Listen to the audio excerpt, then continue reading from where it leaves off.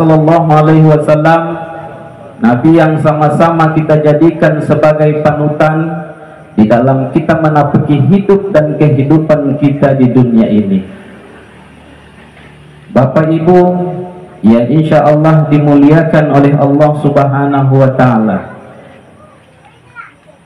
sebuah kata hikmah mengatakan ta'annis salama wa fi ajalatin nadama. Segala perbuatan atau pekerjaan yang dilakukan dengan terburu-buru itu akan mendatangkan kesia-siaan, dan segala perbuatan atau pekerjaan yang dilakukan dengan tidak terburu-buru itu akan mendatangkan keselamatan. Tapi kata Rasulullah Sallallahu Alaihi Wasallam, ada 5 perkara yang harus dilakukan dengan terburu-buru.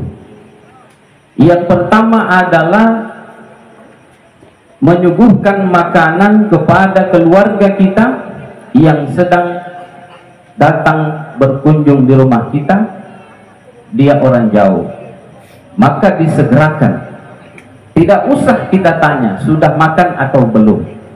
Begitu ada keluarga datang dari jauh, dari Makassar, dari Masamba dan sebagainya, maka prinsip agama kita mengatakan segerakan, berikan dia makanan dan minuman. Jangan ditanya, sudah mau kau makan? Yang kedua kata Rasulullah SAW adalah bayar utang. Jadi orang yang punya utang, ya, kalau dia sudah punya uang, maka segerakan itu utang. Jangan utang tinggal utang. Dan alhamdulillah pada malam hari ini, Bapak Ibu yang semua hadir di depan saya, wajah-wajah yang tidak punya utang. Ya. Disegerakan. Kemudian yang ketiga kata Rasulullah adalah menyelenggarakan jenazah. Tidak boleh disemayamkan 2, 3, 4 hari. Pada prinsipnya segerakan itu. Kenapa? Jangan sampai kebaikannya itu sendiri tidak bisa menolong dia. Kemudian yang keempat kata Rasulullah adalah tobat. Tobat itu tidak boleh ditunda. Besok pi, sebentar pi, tidak boleh. Segera. Kemudian yang kelima kata Rasulullah adalah nikahkan anakmu. Kalau dia sudah mau menikah, jangan sampai dia nikah sendiri. Dan pada malam hari ini Bapak Ibu, ananda kita yang berada di samping kanan saya, yang sudah cantik, Mbak Ratu Semalam, insya Allah pun besok seperti itu. Ya, kalau kita mau orang lihat cantik, ini yang di depan, lawak sama perempuan. Malam hari ini dia sebagai, dan insya Allah besok menjadi Ratu Semalam dan sehari. Nah Bapak Ibu insya Allah dimuliakan oleh Allah Subhanahu wa Ta'ala. Kalau kita bicara nikah, nikah itu tidak hanya semata-mata nikah semata. Nikah itu tidak semudah membolak-balikkan tangan. Jadi kalau ada anak muda yang mau menikah, jangan pikir enaknya saja. Jangan cuma pikir enaknya, karena nikah itu lebih banyak susahnya. Kalau tidak percaya, tanya orang tua kita, mana lebih banyak susahnya ya daripada senangnya. Nah makanya orang yang menikah itu adalah orang yang hebat Bapak Ibu. Ya.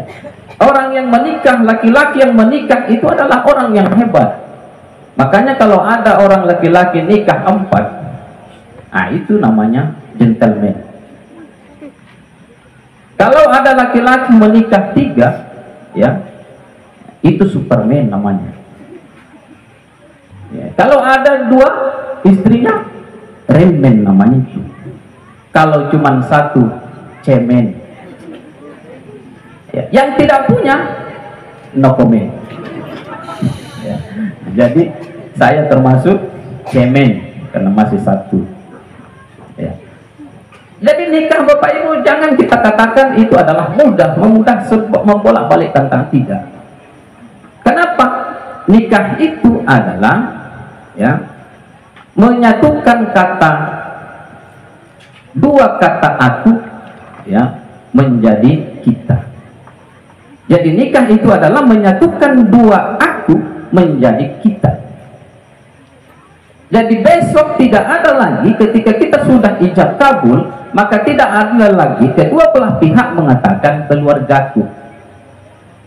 Ya. Ida tidak boleh lagi katakan keluargaku kepada suaminya. Suaminya tidak boleh lagi katakan keluargaku, tapi keluarga kita. Ini menyatukan dua rumpun keluarga yang berbeda. Itulah susahnya kita menikah. Makanya, dan sekali lagi, kalau ada anak muda yang mau menikah, jangan cuma enaknya kita pikir, tapi susahnya juga. Ya. Makanya dalam istilah tidak ada dibilang tahun madu, yang ada adalah bulan madu. Kenapa bulan? Karena memang nikmatnya hanya menghitung bulan, tidak dikatakan tahun madu. Nah, Bapak Ibu, insyaallah dimuliakan Allah, pada malam hari ini saya hanya menitipkan beberapa pesan kepada calon pengantin baru. Yang pertama yang ingin saya titipkan kepada Ananda adalah, kalau kita mau keluarga kita menjadi keluarga sakinah mawaddah warahmah yang selalu kita katakan, atau baiti jannati, surgaku, rumahku adalah surgaku, maka kuncinya adalah yang pertama, hadirkan Allah dalam rumah tangga kita. Kalau di dalam rumah tangga tidak ada Allah,